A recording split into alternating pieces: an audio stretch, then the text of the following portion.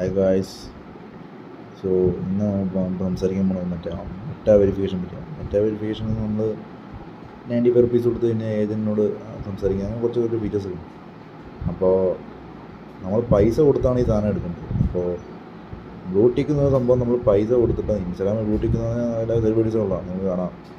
അപ്പോൾ ബ്ലൂടിക്ക് പൈസ കൊടുത്ത് എടുത്തു കഴിഞ്ഞാൽ അത് മാക്സിമം നമ്മൾ കസ്റ്റമർ സർവീസ് സപ്പോർട്ടോ അല്ലെങ്കിൽ ഏജൻറ്റായിട്ടൊക്കെ സംസാരിക്കും.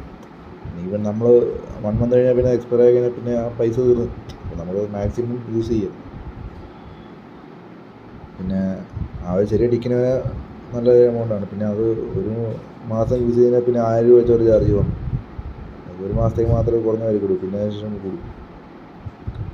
പിന്നെ നമുക്ക് ബെറ്റർ ചോയ്സ് ഇപ്പോൾ നമുക്ക് நிறைய പേര് ഇപ്പോൾ ഇൻസ്റ്റാഗ്രാമിൽ വന്ന് DM ചെയ്തിരുന്നു. അതായത് ഇപ്പോൾ അക്കൗണ്ട് റിക്കവർ ചെയ്യാനായിട്ട് ഓപ്ഷൻ എന്ന് പറഞ്ഞാൽ മറ്റേ കോപ്പി റൈറ്റിൻ്റെയൊക്കെ ഫോമുണ്ട്. നേരത്തെ സസ്പെൻഡിൻ്റെ ഫോമുണ്ട്, അതെടുത്ത് കളഞ്ഞു മുമ്പ്.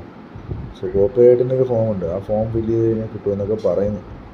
അപ്പോൾ എന്നോട് ഇന്ത്യക്കാരൻ വന്ന് പറഞ്ഞു ഇങ്ങനെ കോപ്പി റൈറ്റിൻ്റെ ഫോമുണ്ട്, ആ ഫോം ഫില്ല് ചെയ്ത് കഴിഞ്ഞാൽ കിട്ടുമെന്നൊക്കെ പറഞ്ഞു. അപ്പോൾ ഞാനത് ഓക്കെ. പക്ഷേ അവൻ 800 റുപ്പീസാണ് ചാർജ് ചെയ്തത്. അതുകൊണ്ട് പറഞ്ഞ് മറ്റുള്ളവർ ഞാൻ കുറഞ്ഞ ചാർജ് ചെയ്തു.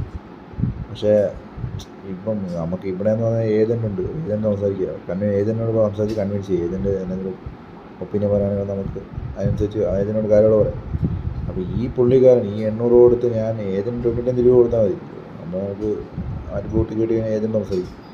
അതിന് ഡബിൾ ഞാൻ 800 കൊടുത്ത് ഇവൻ ഈ ഫോം ഫില്ല് ചെയ്തിട്ട് എൻ്റെ അക്കൗണ്ട് തിരിച്ചു വിട്ടെന്ന് എനിക്ക് തന്നെ ഒരു ഉറപ്പില്ല. അവൻ പറഞ്ഞത് കിട്ടുമെന്ന് പറയുന്നത്. അത് പക്ഷേ ഇൻസ്റ്റാഗ്രാമുകാർ റിജക്റ്റ് ചെയ്താൽ പിന്നെ അവനും കിട്ടില്ലേ, എൻ്റെ പൈസ പോകും മാത്രമേ.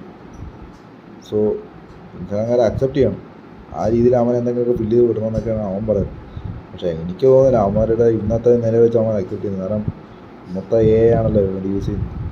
സോ എക്ക് എന്തെങ്കിലും ഒരു സംശയം തോന്നിയാൽ അത് റിജക്റ്റ് കളയും. ഹ്യൂമനാണ് റിവ്യൂ ആണെങ്കിൽ പോലും.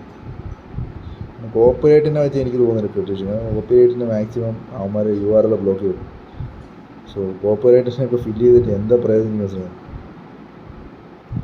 സോ നിങ്ങൾ അക്കൗണ്ട് സസ്പെൻഡ് ചെയ്യുകയാണെങ്കിൽ നിങ്ങൾ മാക്സിമം ചെയ്യും. ആ ടിക്കിന് 95 രൂപയാണ് അതിൻ്റെ വില. അപ്പോൾ അതെടുക്കുക. പിന്നെ ഏജൻറ്റായിട്ട് സംസാരിക്കുക. 95 രൂപ എടുത്ത് വെറുതെ എടുക്കരുത്. നമ്മളത് എന്തെങ്കിലും പർപ്പസിനായിട്ട്, അതിപ്പോൾ ഏജൻറ്റ് സംസാരിക്കണം. അപ്പോൾ ആ പർപ്പസാണെങ്കിൽ ആ പർപ്പസിനായിട്ട് എടുക്കും. അല്ലാണ്ട് ബ്ലൂടിക്ക് നമുക്ക് യൂസ്ഫുൾ ആണ്, ഏജൻറ്റായിട്ട് സപ്പോർട്ടൊക്കെ നമുക്ക് കിട്ടും. അപ്പോൾ ആ രീതി